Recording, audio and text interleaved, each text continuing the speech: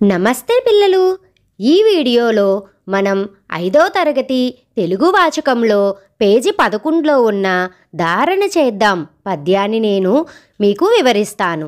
జాగ్రత్తగా వినండి. గువ్వ కొరకు మేను కోసి యాసిబిరాజు, వార్త విడువరాక కీర్తికెక్కే ఓగునెంచబోవా రూపకారినెంతురు విశ్వదాభిరామ వినురవేమా. మరొకసారి. గువ్వ కొరకు మేను కోసి యాసిబిరాజు, వార్త విడువరాక కీర్తికెక్కే ఓగునెంచబోవా రూపకారినెంతురు విశ్వదాభిరామ వినురవేమా. ఈ పద్యాన్ని వేమన గారు రచించారు. పిల్లలు, ఈ పద్యంలో మనం కఠిన పదాలకు అర్థాలను తెలుసుకుందామా? గువ్వ. గువ్వ అంటే పక్షి అని అర్థమమ్మ.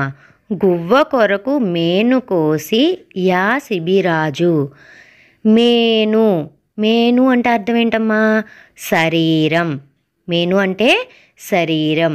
గువ్వ కొరకు అంటే ఒక పక్షి కొరకు తన శరీరాన్నే కోసి ఇచ్చారట. ఎవరు? శిబిరాజు అనే రాజు అన్నమాట. వార్త విడువరాక కీర్తికెక్కే. వార్త. వార్త అంటే ఏంటి? ఆ విషయం. వార్త అంటే ఏంటమ్మా? విషయం అక్కడితో వదిలేకుండా కీర్తికెక్కే. కీర్తి అంటే ప్రఖ్యాతి చెందింది. అంటే ఆ రాజు ఏదైతే శరీరాన్ని కోసి ఇచ్చిన విషయాన్ని అక్కడికక్కడ వదిలేకుండా ప్రపంచం మొత్తానికి కూడా తెలియజేయడం జరిగింది. ఓగు నెంచబోవ ఉపకారినెంతురు. ఓగు అంటే ఏంటమ్మా? చెడ్డవారు. చెడ్డవారిని తలుచుకోగానే ఉపకారం చేసే వాళ్ళని మనం తలుచుకుంటాము. విశ్వదాభిరామ వినురవేమ. విశ్వదాభిరామ అనే పదంలో చూడండమ్మా, విశ్వద. విశ్వద అంటే విశ్వానికి కారకుడైన వాళ్ళు. అభిరామ అంటే ప్రియమైనవాడు. అంటే ఇక్కడ ఎవరు వస్తారు? మన విశ్వానంతటికీ కారకురెవరు? సృష్టికర్త. ప్రియమైన వేమ విను. విశ్వదాభిరామ వినురవేమ అంటే అర్థం ఏంటమ్మా? విశ్వకారకునికి ప్రియమైన వాడా విను అని అర్థం. అర్థమైందమ్మా? ఇప్పుడు ఈ పద్యం యొక్క భావం ఒకసారి చదువుకుందాం. దీని యొక్క భావం ఏమిటంటే, తన దేహమునే కోసి ఇచ్చి పావురాన్ని కాపాడి శిబి చక్రవర్తి కీర్తి పొందాడు. చెడ్డవారిని ఎవరూ తలుచుకోరు. ఉపకారం చేసేవారిని అందరూ గుర్తుంచుకుంటారు. పిల్లలు, అర్థమైందా అమ్మా? ఎవరిని గుర్తుంచుకుంటారు?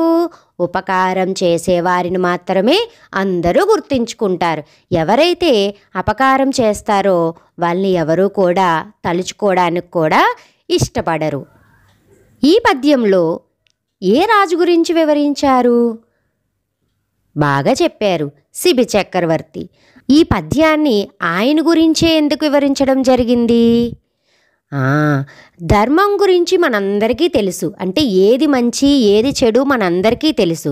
కానీ ఆ ధర్మంలో ఉండే సూక్ష్మం అంటే ఎవ్వరికీ తెలియదనమాట. అంటే ధర్మాన్ని మనం ఏ విధంగా పాటించాలి, ఎలాంటి సందర్భాల్లో పాటించాలనే విషయం మనకి తెలుసుకోలేమన్నమాట.